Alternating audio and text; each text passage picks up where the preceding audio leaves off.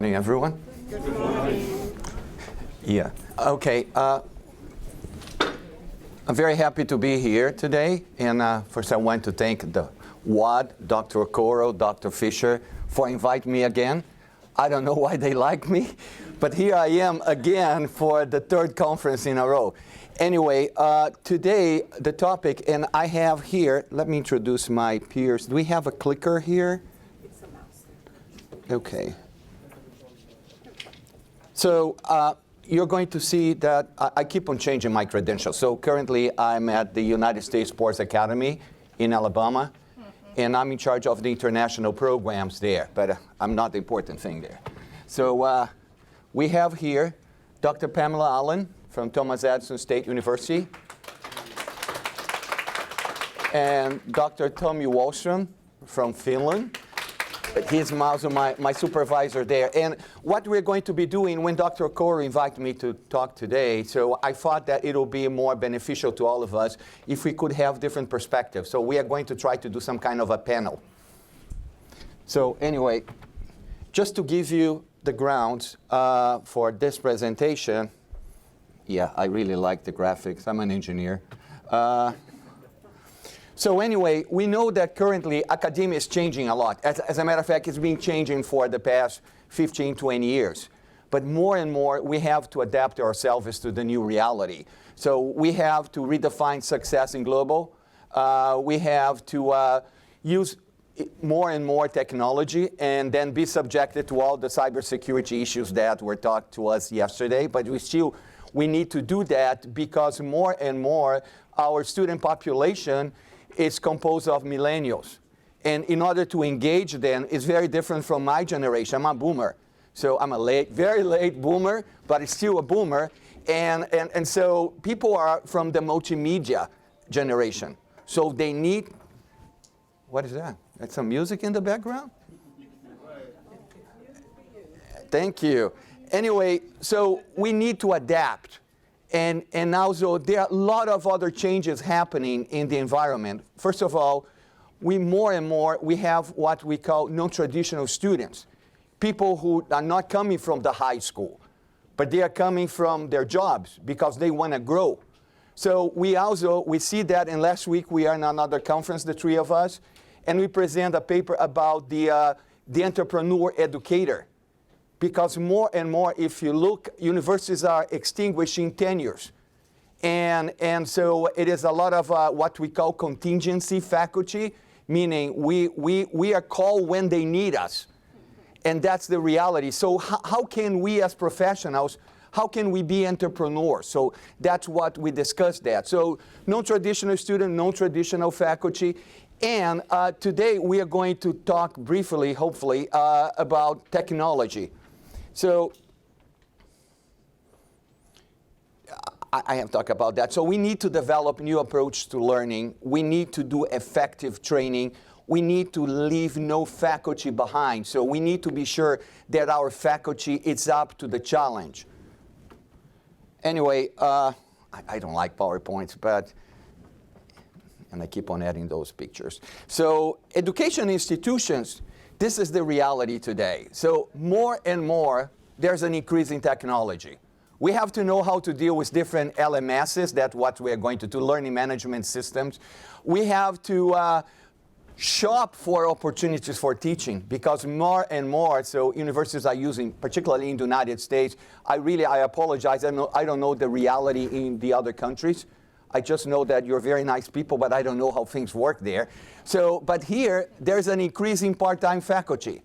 There's always a global perspective. More and more, you're going to look at the programs. It's about international this, global that. So we need to learn more about the world, and this is one of the benefits here, interacting with people from so many different countries and trying to learn from their different experiences. And of course, there is a dramatic increase on online and blending delivery of classes. So I would say now in the United States, basically, it's very rare that we find an institution that offers classes that are 100% face-to-face. There's always that component, which is an online shell, that we need to deal with. So how do we deal with that? Oh, now I notice that the projection is also there, so I don't have to do this. Yeah. So that poses some challenges for us as faculty, as administrator. So I, for example, and my boss is here, so I'm good to say that. Before I joined United States Academy, I have commitment to 7 different institutions. And they use 4 different learning management systems. So you need to learn how to navigate across them because they're very different. They're very different. When you compare, for example, Blackboard, which is the one that I hate the most, with a Brightspace, which is the one that I favor, they are so different. Dr. Wahlstrom here is going to say his favorite is Canvas, and so is Pam's favorite. Anyway, so we need to learn how to facilitate in a so-called blended environment, which is a lot of institutions are moving the assignments to the online component. So this way the students have more time to discuss. If we have a discussion question in the classroom, and the classroom is like 50 minutes or 2 hours, and the discussion is really engaging, we have to say, oh, I'm sorry, we have to cut right here because we don't have time. But if we put that on the online shell, so the students have the whole week to discuss, and we, of course, will be mediating, and we'll be fostering them for further discussion. So that's a benefit, but we need to know how to do that. And also, more and more, we have been, the other conference that we've been in Houston was an accreditation conference, ACBSP, which is one of the big accreditors for business programs. And the booths of the vendors there, the sponsors, they are 80%, they're simulation companies. So you have Capsine, you have, what is the name of that? Do you remember the name of that Tennessean lady? What is the company? But anyway, there are many out there. And more, we see the value of having that, simulating the real world environment in our classroom. So I have written a book some time ago, 10 years ago, about experiential learning. And more, what we see is that, particularly for non-traditional students, they get engaged and they learn better when we provide them with real-world opportunities for learning. Anyway.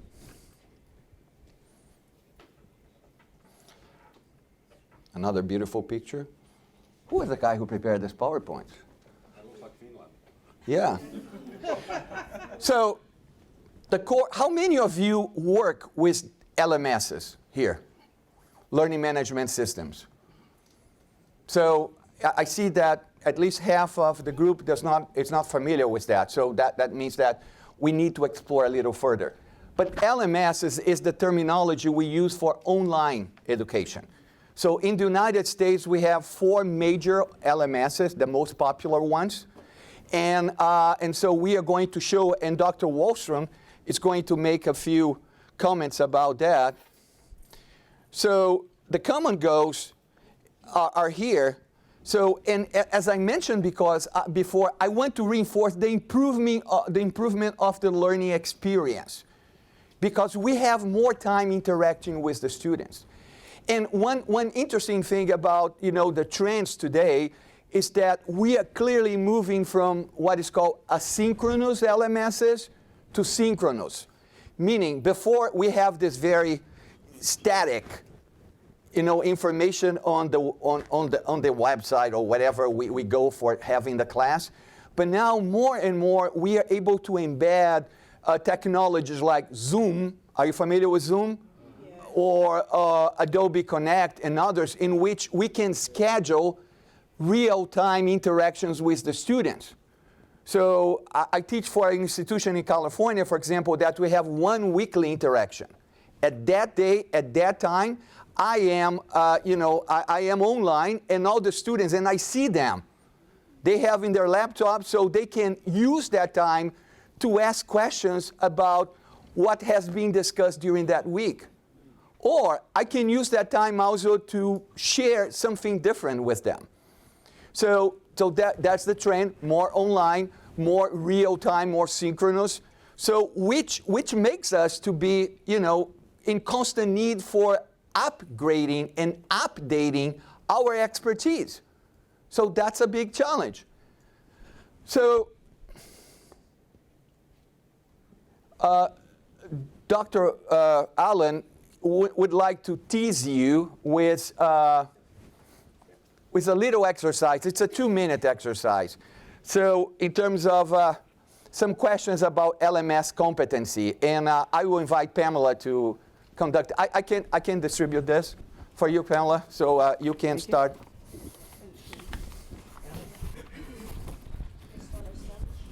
Thank you, Dr. Aquino. I'd like to do a brief exercise with everyone to test what we are calling your LMS competency. This is a new model that I am proposing.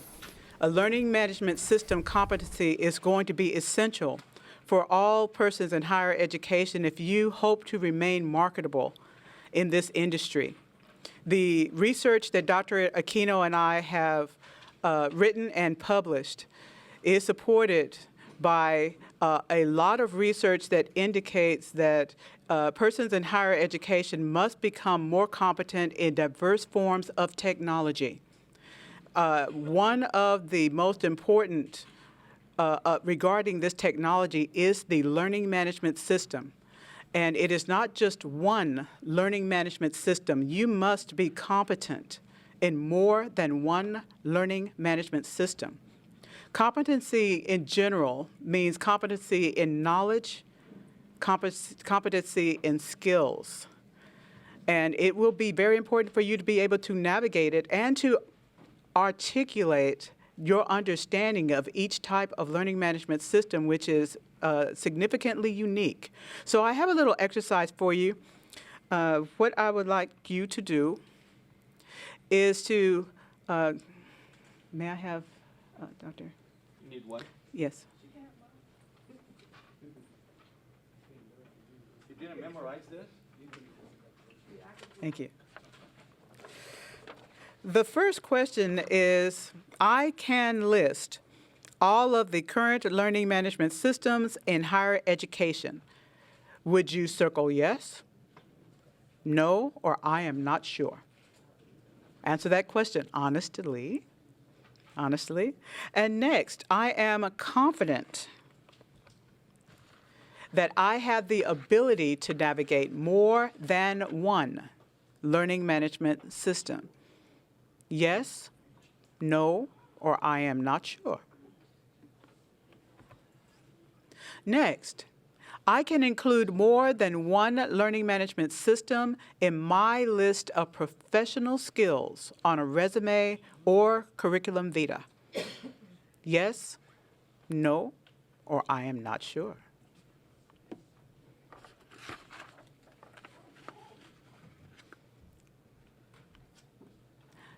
Has everyone provided a response?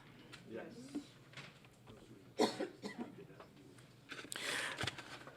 So, if your responses are mostly no or I am not sure, then this is how you will create an action plan, an action item in your professional development plan. This is something that you can start to work on today to increase your knowledge of learning management systems. You should have been able to list at least 4. How many of you were able to list at least 4? Okay. What were your 4 learning management systems, sir? I had listed 6, Blackboard, Canvas, Brightspace, WebCT, eCollege. Good. Cloud. Yes. Good. Are you able to navigate all of those systems or at least 4? Oh, yes. So there is a yes. The worst. Everybody has their favorite. Do you list those learning management systems in your curriculum vitae? Yes. Yes. Please explain why. Well, when you're applying Stan. Oh, yes. Oh, the mic. Yeah. Please explain why you list those learning management systems on a curriculum vitae. Anytime you're applying for employment in today's, in terms of faculty positions, one of the criteria is always listed, are you familiar with learning management systems? Yes. And so as you are writing your cover letter, you want to address that component and also include on your resume. These are the components, or these are learning management systems I utilize or have utilized, in past experiences. Excellent. So the learning point for this exercise, ladies and gentlemen, is that if you do not have that listed in your curriculum vitae or your cover letter, add it today. That you are familiar with learning management systems, the ones that you are familiar with, and that you are competent in navigating. Please include that language. I say that because, as Dr. Aquino mentioned, we work for more than one university. I work for at least 4 online. What has kept me marketable is my competency in learning management systems. Each university has a different type of learning management system, and I have demonstrated competency in all of them. University may switch systems. They may switch from Blackboard to Canvas. They may switch from Canvas to Brightspace. So you must be able to navigate and be competent in all 4. This is your learning point, and this is an action item that you can take today. Thank you. Okay, I know that in some countries maybe this LMS revolution is not still there or it's starting. But one thing that I want to reinforce is that it is important for you, as she said, to be to have opportunities. And also because, a lot of institutions, they have no boundaries in terms of where the students are. And since they have no boundaries in terms of where the students are, they can also have no boundaries in terms of where the faculty are. So you can be employable even being outside the United States. I have one specific institution in California where I have taught people in the same class from 10 different countries across the world. And another thing that I included, so, people outside the United States heavily use WhatsApp, right? So in the United States, it's not very common, but who knows WhatsApp? So one thing that I do, it's every class that I have, I create a WhatsApp group with the students. Because, eventually you are not going to open your computer or you're not checking your emails, but WhatsApp messages are always there. So we have like a real-time opportunity to interact. And I know I have students in Australia, in Japan, and so sometimes I get messages in the middle of the morning. So what I do, before my wife decides to kill me, and she almost thought of that a few times, I put in mute, I put in silent. But still, as soon as I wake up, oh my gosh, yeah, it is there. Anyway, thanks for sharing all the platforms, and we are going to focus on 4 here, which was the most popular, and unfortunately, you listed 2 defunct ones. WebCT was purchased by Blackboard some years. And Moodle's free. That's awesome. Yeah, That's worse than yeah, Brightspace. I know. Really bad. No, yeah. No, but anyway, let's not go into choices here. But, e-college, unfortunately, which was not a bad platform, so Pearson decided to phase it out about 3 years ago. So it is not available in the market. So those are the most common names that we are going to hear. Blackboard, D2L or Brightspace, Moodle, and Canvas. So the point is, if you're not there yet, how do you choose, or how can you advise if you have a dean who knows less than you and say, oh, we need to, it happens sometimes, we need to find what is the good choice for us in terms of a learning management system. So you have to ask the right questions. And I would like to invite Dr. Wahlstrom to make some comments about this, how to choose or what are the aspects that needs to be considered. Tomi, can you step up here, please? I can try. Yeah. Don't ask me to say I'll be back. I'm from Finland, so I have that accent. So yeah, learning management system. Just think about it a little bit. Learning management system. What are we managing? What are we managing? Learning, right? How many of you have taken online courses? Almost everybody, right? What is the biggest challenge in online learning? in your opinion? Time management. Time management is big. That's big. Interaction. I was going to say engagement, keeping the students engaged. Right, right. They're all related to that, actually. And the word is isolation, right? Isolation for students and faculty, right?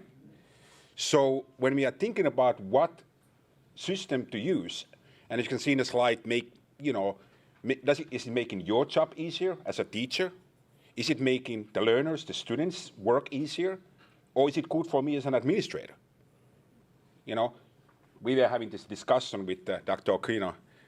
We love to argue about things, and he's always wrong, I'm always right. So, I mean, it's hard to have the argument. But, he's a big fan of Brightspace, for example. Well, Brightspace is fantastic if you're an administrator.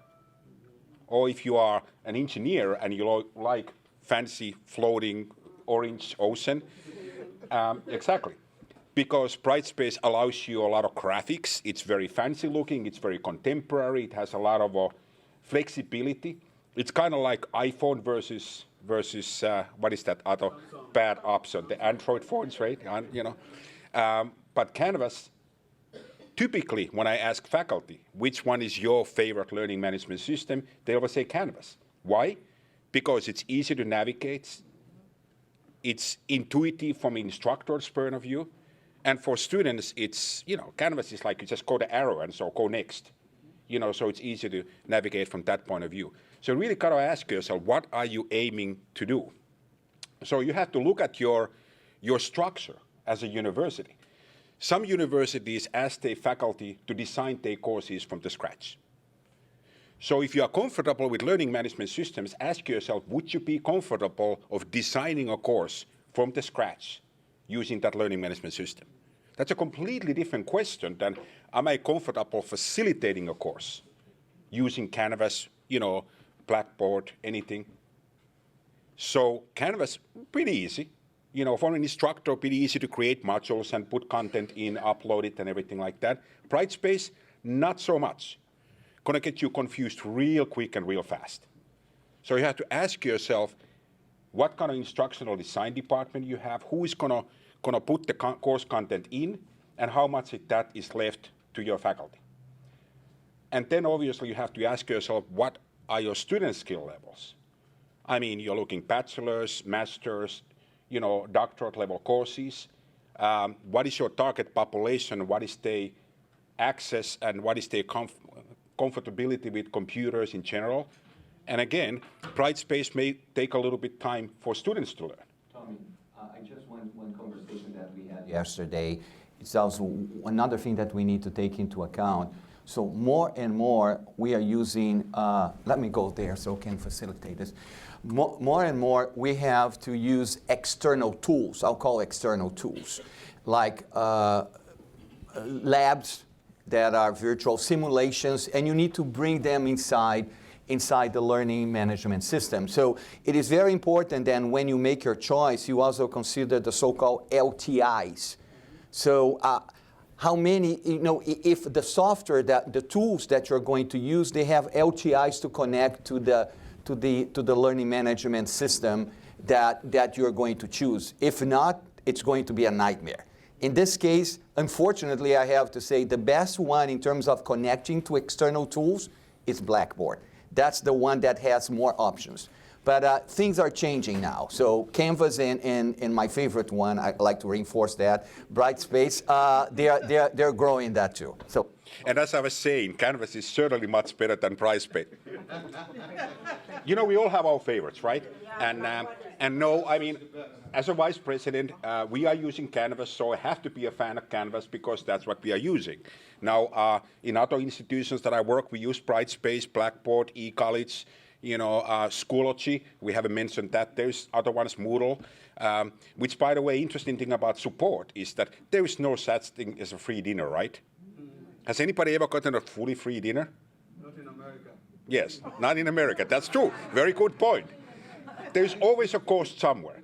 Try Moodle. You think it's free in the beginning, but then you have to make a, tech support call. Not free anymore. Same thing with Schoology. They're not free. They're only free to do a few things, and then we're going to add some bells and whistles, all of a sudden, not free. Blackboard, same thing.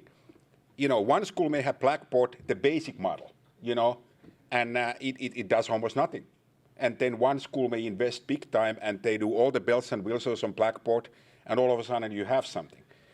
And so those are the kind of decisions you also want to ask yourself, how much into that synchronous, asynchronous kind of thing do you want to go? Do you want to include a live chat session feature? Do you want to include something like adaptive learning? Because we could go to that direction, machine learning, adaptive learning platforms, e-portfolios, simulations, games, you know, all these sort of different things. And so you really have to look at what your needs are. You know, what are your, you know, how do you provide feedback to students? Because the isolation issue always comes up. How do you make learning about engagement? How do you make it about interaction between faculty and students, between students, and between the learning material and students? And so I guess the point is that one size does not fit all. We can argue all day long about Canvas is better than Brightspace is better than Blackboard is better than this and that, but the reality is that it all depends on what your needs are, what your teaching philosophy is, what your institutional resources are in terms of providing the tech support and in terms of the bells and whistles that you want to use, and what is your structure of how do you offer your courses, what your instructional designers do in comparison to subject matter experts, et cetera, et cetera, et cetera. He will never let me talk. He's always going to interrupt me. So. No. Can we wait? I just want to wrap up with Pamela making the final comments, if you wish, and then we will open for questions. I'm not talking, man. It's just her. I hope that this information has been valuable for everyone. We are really focusing on the emerging trends in higher education, and that is the addition of technology. What we focused on today is learning management systems. And the learning management systems are continuously evolving. And in addition to those learning management systems, you must be competent in simulations also. Incorporating simulations and gamification into online courses and into blended learning is our future. If you want to remain marketable in the future, then our recommendation today from this presentation is to become competent in learning management systems. Thank you, ladies and gentlemen.